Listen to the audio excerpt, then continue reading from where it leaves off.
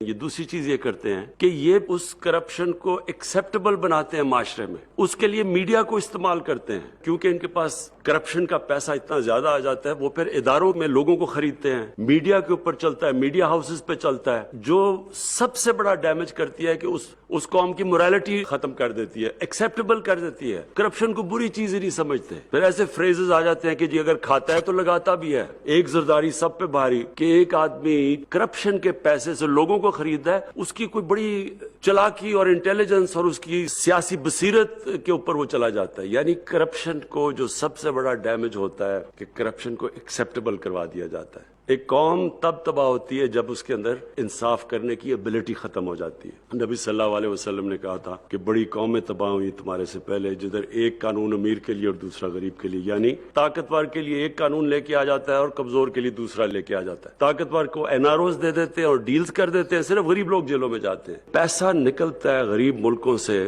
یہ نکلتا اس لیے ہے کہ یہ سارے جو چیکس اور بیلنسز ختم کرتے ہیں، morality ایک قوم کی ختم کرتے ہیں، اس کی ابیلٹی ختم کر دیتے ہیں کہ طاقتور کے سامنے کھڑا ہو، پھر ان کے ساتھ کمپرومائز ہوتی ہیں۔ جرمنی تباہ ہو گئی تھی سیکنڈ ورلڈ وار میں، جاپان 2 ایٹم بمز ایک ملک کے اوپر گرے اور وہ اس کا کیا حال تھا، دونوں کھڑے ہو گئے پھر سے۔ تو قوم کھڑی ہو جاتی ہے، لیکن جب اس کی morality ختم ہوتی ہے، یہ جس طرح کہ ہم نے الیکشن میں دیکھا ہے، جو اوپنلی کہ پیسہ چل رہا ہے، سب کو پتا ہے، جو تماشا دیکھا ہے، تو اس سے جب اس کو ایکسیپٹ کر جاتی ہے قوم، اصل میں سب سے بڑی تباہی تب آتی ہے۔